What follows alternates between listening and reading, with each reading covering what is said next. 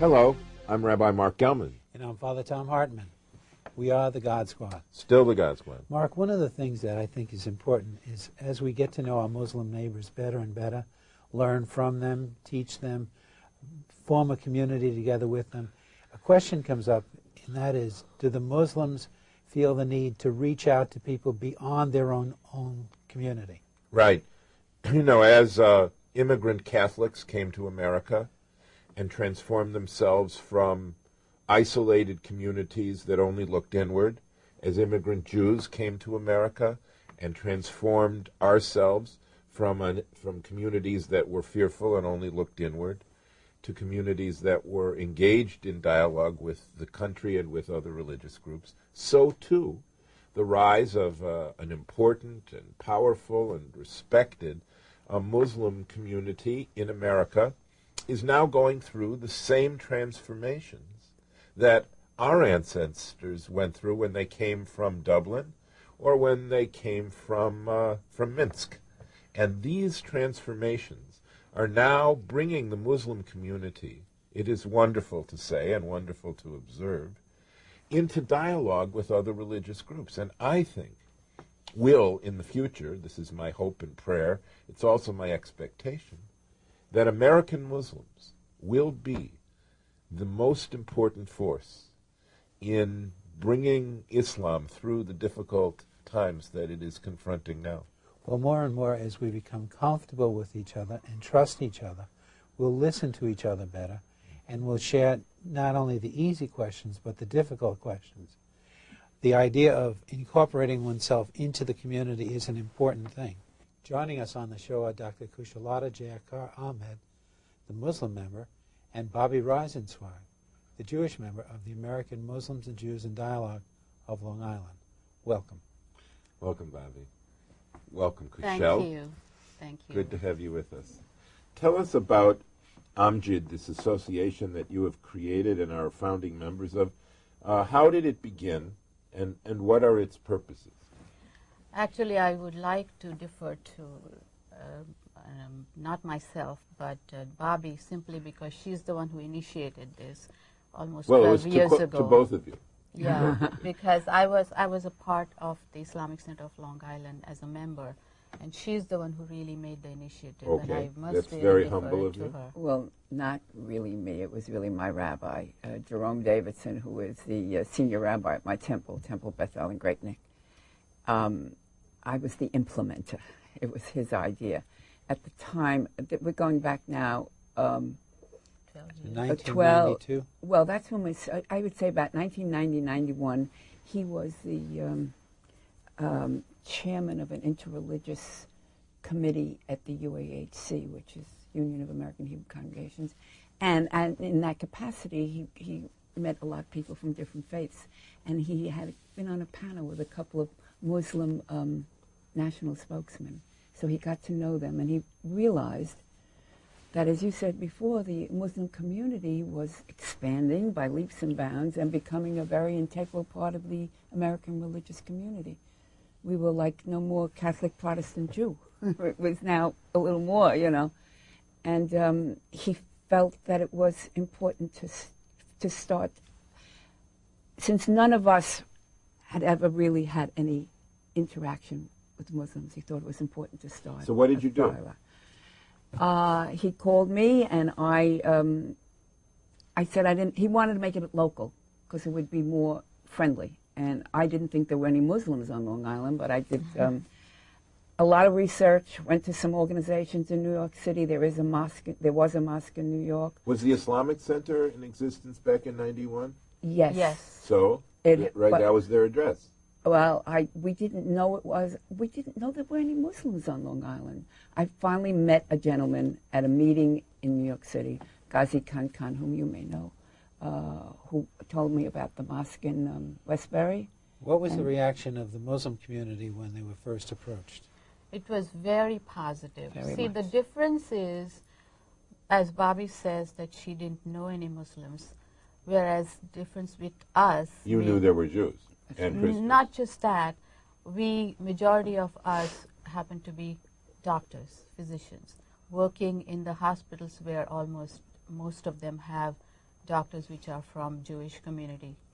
We knew them right from the beginning. At least I remember being in Brooklyn, and one of the funny stories that I always tell people is I lived in a house rented from a rabbi, and one of the daughters came to ask for a hairdryer, and when she returned it, she went back to her mom. She says, "Oh, Mommy, you know what? Mrs. Ahmed wasn't there, but Rabbi Ahmed was there." And since then, we have become Rabbi Ahmed and Mrs. Ahmed. That's funny. So You started the idea of meeting together. That was your first. Yes, four of us got together, And two you had from the mosque and meetings Rabbi in and different myself. homes. That's Followed for up, the first yeah. couple of years. That's what we did. Actually, the first one was in my home. How and often did you meet in those early years during a year? Maybe Twice a year? once. Oh no, more What? than that. No, more more than often, that. I much would more say often. every Once a couple of month? months. Every couple of months. Every Yeah. couple of 5, months? 6, 7 times a year. And how many people were involved in the dialogue? Not many, because in a dialogue you Initially. can't have too No, many that's people. right. We had about a dozen, 15 At from the each most. group. At the most. Okay. And And then as those years passed, how about today? How often do you meet, and what are your activities? well, from that we went into going into the community, to the mosques and the synagogue, and we had some fabulous programs. Now we don't have so many meetings. We mostly have our programs. And that we are how running. many programs do you have? the programs During a year. usually include. Now, yes, I'm sorry. I'm sorry. Go ahead. No. No, the programs usually include the special holidays. For example, we would be invited to the Seders in Temple Bethel, and they would be invited for Eid functions. So that is like anything which is special related to the religious activities. So how often in a year would Amjid have programs? Now, very few. We used to have 2, 3, 4 a year. We're sort of, everything has it's been It's time. 13, 14, 15 years. The thing we're doing right now is having an interchange with our teens. It's next Tuesday, the teens, like ages 13, 14, 15, we have hours going to the mosque. They came to us last year. How did the students interact with each other? When they came to us last year, it was,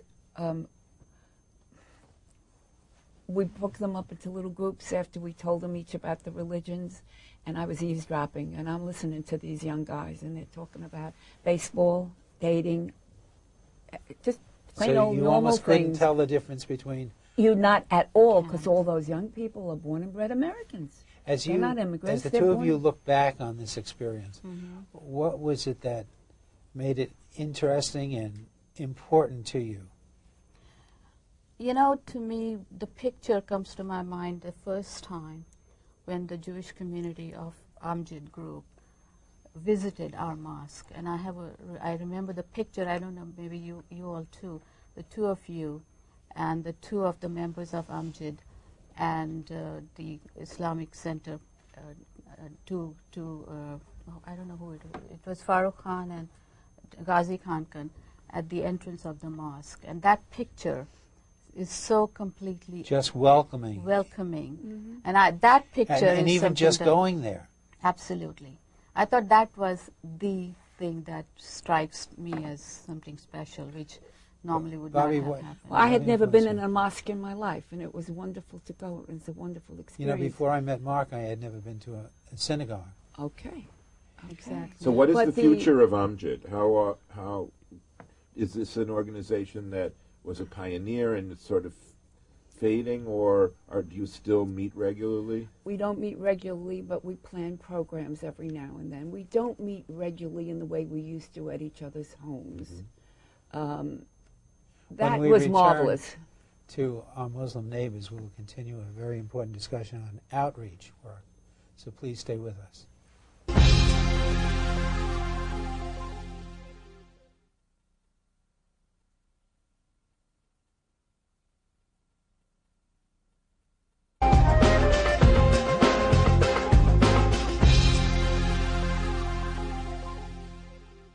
Welcome back. Almost everyone is concerned about the young people. Are they passing on the faith?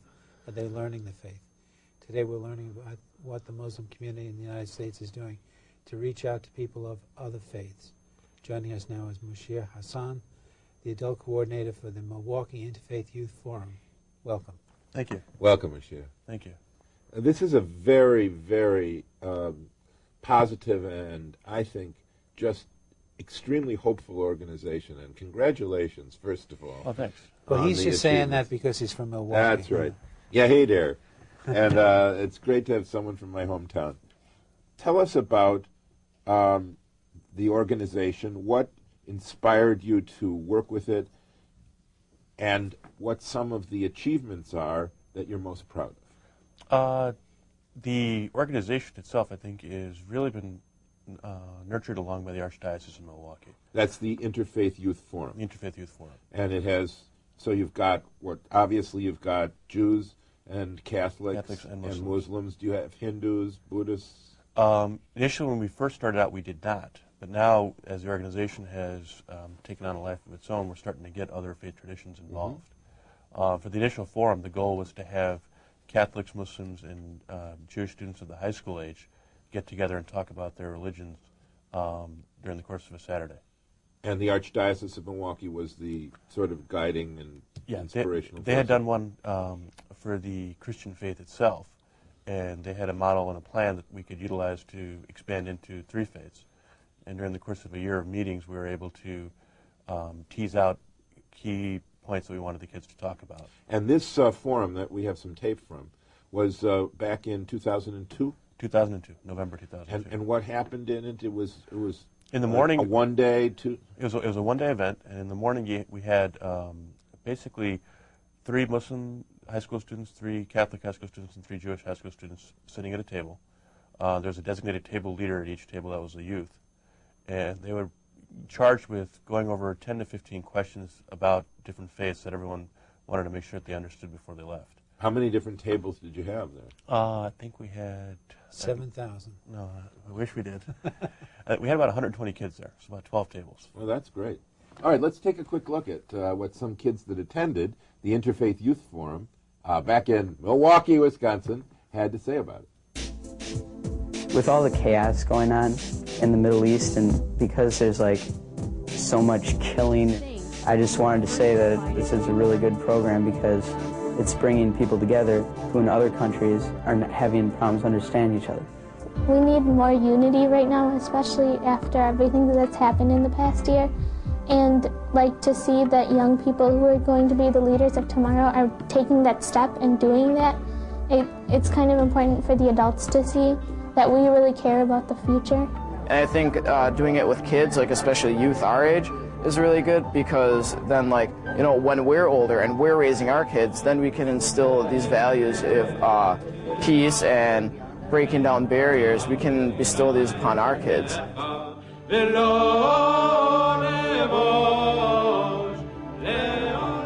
Do this in memory of me.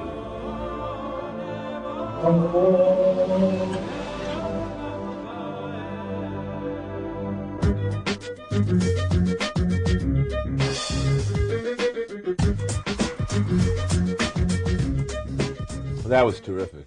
That's just. I get the impression that there was a closeness, a unity, a comfortableness with each other. I think there was both at an adult level as well as at a youth level. What was interesting to me is that after the forum was done, a lot of our kids ended up meeting each other doing social justice work. A lot of them were members of the high school chapters of the ACLU, and so they crossed paths doing that. Other soup kitchens and other community service organizations that the kids were a part of, such as Amnesty International. Was there something that you learned from this experience that surprised you or you hadn't learned before? I was impressed, I think, as a Muslim adult who wants to make sure that our youth that are growing up here know about Islam, at just how we can police our Sunday schools, if you will. Mm-hmm. Because we have, we certainly want to get the basics of the religion out. But when you have a child who's asked, I understand Muslims don't eat pork and don't drink alcohol, is there anything else you don't do? And he responds with, well, we don't eat monkey. You kind of chuckle, but you also realize that he hasn't really been educated as to how to present the question back in a form that he can He assumes educate. that everyone knows as much about Islam as he does. Right. Right. And we all do. We assume, it's hard for Jews to explain about Judaism sometimes because you say, what, you don't know that? Of course, if you're not Jewish, you wouldn't know that necessarily. I think for all the adults that were involved, it was helpful for us to get an idea of how much our kids know about their own religion by having them talk to other kids about their religions. When do young people begin their education in the Muslim faith? I think that really age 4 or 5. A lot of the weekend Islamic schools that I've been involved with, they'll start at that age. Mm-hmm. And we have a system where you go, say, to the public school, and you would go to the Catholic school 1 hour a week, or you would go to the Catholic school. Do you have a similar situation? Usually, because of time constraints, I think the weekends are what most folks are using. Like us. It's a supplemental school. Yeah, I think some folks are trying now to have weekday programs as well.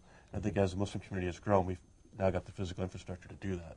Before we break, I wanted to just ask you, this was about a year after September 11th, and the feelings must have been very raw in the community. How did the kids get around anger and fear? Fear from the Muslim kids and possibly anger from the non-Muslim kids? Well, I think in Milwaukee we've been lucky in that we've had a strong interfaith tradition, yes, even before September 11th.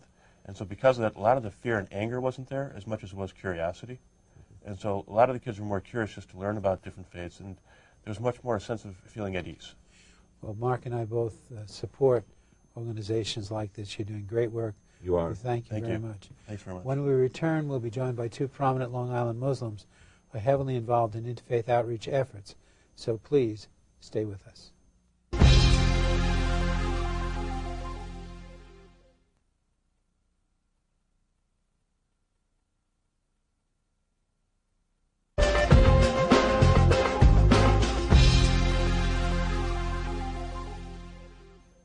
Welcome back. We have, joining us now, Dr. Humayun Chowdhury, Hank Chowdhury, a board member of the Multi-Faith Forum, and Dr. Hafizur Rahman, president of Dar ul Quran, a mosque of Bayshore. Welcome. Welcome to both of you. Thank you. Well, The Multi-Faith Forum. Tell us about that.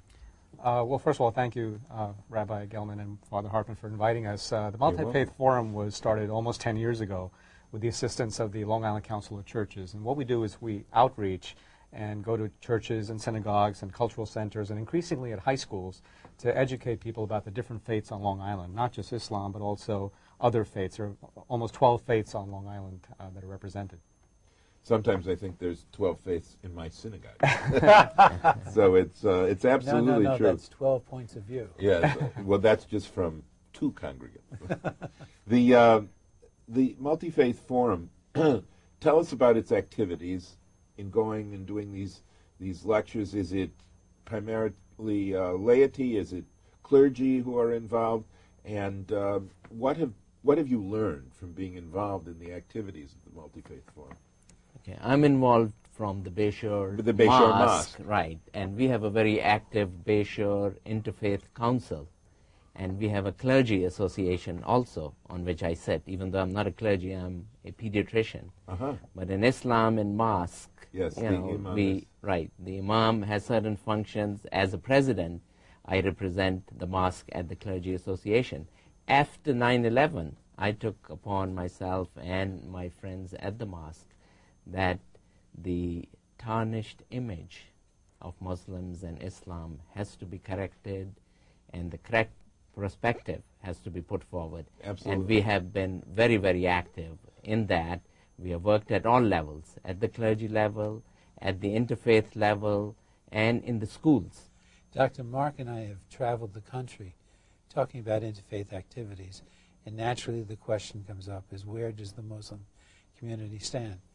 We're so grateful that the 2 of you came and that we're doing this show, because we sincerely believe that the Muslim faith was hijacked by some of the activities. Absolutely. And we have been longing to hear that from different clergy people and in the Muslim tradition. Well, soon after 9/11, at the Bayshore High School, we had, a gathering where I was the keynote speaker, and I put forward, I told them there that this religion has been hijacked, and we are here as good citizens, and we represent like anybody else. We are just as much hurt. And from there onwards, we have not stopped. I've gone to the schools, I've gone to the church, I've gone to the synagogues. You can't stop. You have to keep doing it. And we are doing it day in and day out. We had a show in which we were talking with people who had been affected by 9/11, And the thing that struck me, and I hadn't seen it before, was Muslims lost many people in that event. And, a large number of sometimes you people, get the impression that it's just Americans who died, which wasn't the case. Well, they were Americans, but they were Muslims. They were Americans. Yeah, Or they just were Americans. Americans, but Muslims. You can be an American Yeah. and be a Muslim, Absolutely. Yeah. as we know. The two of us, See? we are Americans and we The are rabbi's Muslims. teaching me again. Now, one thing I'm very interested in, and that is this sort of asymmetry, this not inequality, but this very big difference in the structure of Christianity and Judaism, where we have professional clergy, who, priests or ministers or rabbis, whose full-time job is to be a rabbi or a minister or a priest. But Islam, except for, ayatollahs and others and some imams who are fully employed, mainly uses what we would call laity, non-clergy, to run the mosque. It's a wonderful model, but sometimes it makes it difficult in interfaith activities to have equals facing equals. Have you noticed that problem? Well, we don't have that problem in the mosque. The president usually is not the clergy, is not the imam. We Same do have as- an imam, a full-time imam, who functions there, and will consult him on all religious But he affairs. doesn't go out with the other clergy. He can go. But you go. He can go. But in this particular situation, I go. I represent the mosque when we have. I think it depends on the meetings. circumstance. Yeah. With the Multi-Faith Forum, we try to actually purposefully avoid all clergy. Very we good try idea. to keep it at the laity, at the You laity get to level. talk then. Keep it at, well, they have a lot of things to do to begin with, so we'd like to keep it at the simple level. And we're not scholars. I'm not a scholar on Islam, but I talk about my own experiences growing up in Brooklyn. I'm actually a member of the Air Force in the reserves, so I talk about my experiences as an American Muslim. And certainly my activities have gone up since 9/11 in trying to do more of these outreach efforts to churches and synagogues across Long Island. What have you most learned personally that surprised you in this work? Not that you were upset about, that you needed to help, but what surprised you in What positive surprised ways? me most was when the high school children came to the mosque, or the youth group came from the church to the mosque. They were absolutely surprised that there are so many common things, that we are human beings also, nice people, not terrorists. They were afraid to come to the mosque, at one time. Yes, of course. And they found out, that we are just as good as anybody else. And Same Rabbi, kind- speaking for the yeah. Multi-Faith Forum, if I could interject, I knew that there are similarities between Judaism, Christianity, and Islam as an Abrahamic faith. Sure. I didn't realize how much we have in common with many other faiths on Long Island: Buddhism, Hinduism, Jainism. Everyone seems to follow the golden rule of do unto others as you would have others do unto you. Absolutely. If you were addressing a group of adults about the Muslim faith and the acceptance of Muslims into American society and that, what would you say? What would be the point that you would want to make known? Well, we would tell them that, we originate from the Patriarch Abraham, right? The Muslims, the Jews, the Christians, and we have much more in common than things which are not common, and we have to work together. The Quran makes it absolutely clear that we all are children of Adam. Boy, what a great way Yeah. to conclude Yeah. our discussion. First of all, thank you both. Thank you. Thank you. And God bless you in your work. Thank you. Tom, this was just a wonderful show for me to see how many God Squads there are in the community. People going out and doing the work of helping people be tolerant and respectful and loving. We only present to you the best of people. You are amongst the best of people. I'm Father Tom Hartman. And I'm Rabbi Mark Gelman. We're the God Squad. God bless